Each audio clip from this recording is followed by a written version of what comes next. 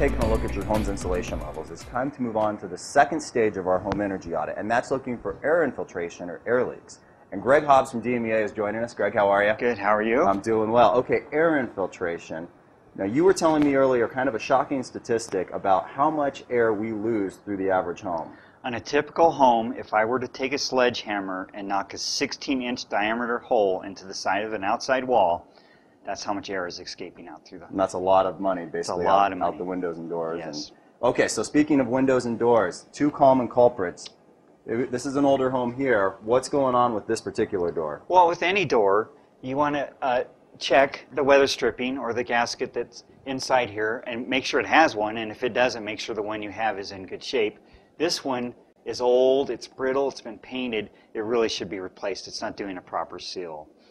And then close the door, and then you want to look for any daylight around any of the gaps, or if the wind's blowing, you want to see if you can feel any air moving through the door, especially the bottom portion of the door. Now, if you see any of those things, are there some common products you can pick up? There is. Any hardware store, they have weather stripping. They have a shoe, for instance, it will fit in the bottom of the door to help seal that up. So very inexpensive products, easy to install. Yes. So that covers doors, but what about windows? Windows, very major area.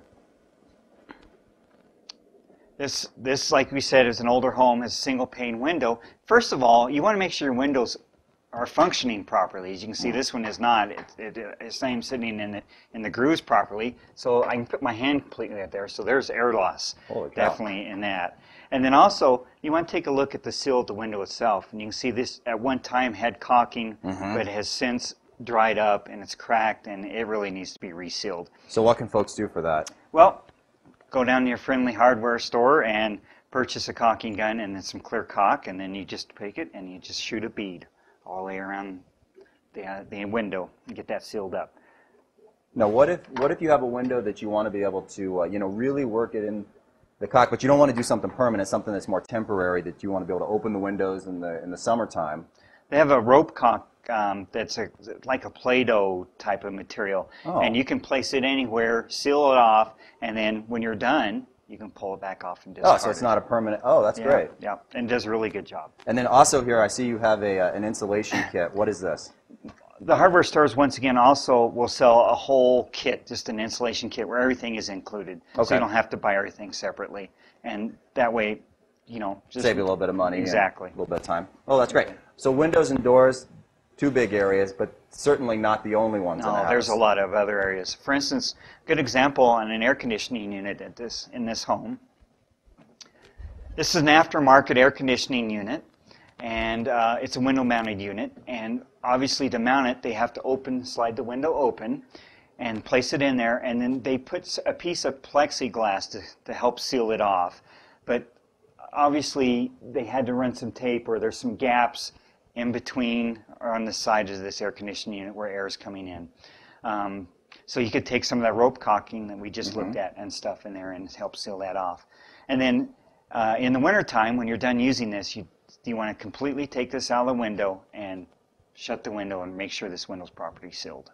Now, speaking of winter, the home also features a wood-burning stove. What do homeowners need to be aware of on these? Well, in the summertime, you want to make sure the damper is closed so air is not escaping. And also these air dampers in the front, make sure they're sealed up.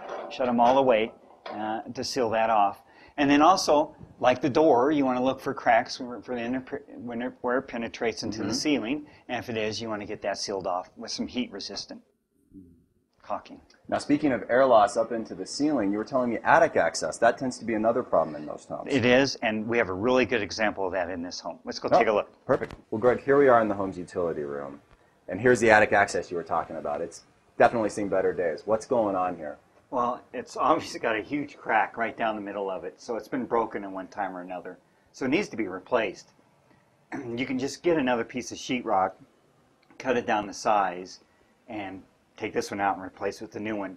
And then for added insulation, on the new piece, on the back side of it, go ahead and attach some fiberglass bat, and that adds some insulation. Great. And then maybe use some of that rope caulking to kind of seal around. You certainly can do that. Warm air is always going to migrate towards cold air, so you want to make sure you have a good seal so your warm, heated air in the wintertime isn't just going right up through the roof. Now, another spot you were talking about, plumbing penetrations and wall outlets, and you said you had something to show us in Yeah. there as well. Let's go look in the kitchen. Okay. All right, Greg. Well, now we're in the kitchen. We're taking a look under this kitchen sink, and this must be the plumbing penetration you had mentioned. It is. It's a great example. You can see where the plumbing penetrates the outside wall. There's a large gap there where they cut out for the plumbing. And this is a common problem in most homes. So this needs to be sealed to stop airflow. And how should folks do that? The easiest way is buy a can of expanding foam, Oh. spray it in there, let it expand out, and it'll seal off. And it's not just on these under kitchen sinks, but really any plumbing penetration. Any plumbing penetration, outside, inside wall, laundry rooms, bathrooms, check them all. Doesn't matter, seal it up. Seal it up. Okay, now electrical outlets, another cause of concern.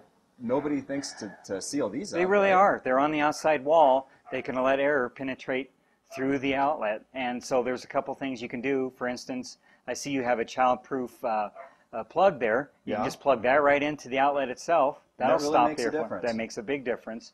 Or if it's an outlet you use quite often, pull the faceplate off and then put one of these foam backings in there. And I see you've got them both for the electrical outlets and then for light switches as Yes, well. you want to do all of them. And do all your outside walls. Wow. What else? We've taken a look at a lot of things. Is there anything else folks need to be aware of? Well, there is in this house. Let's go outside. I want to show you something. All right.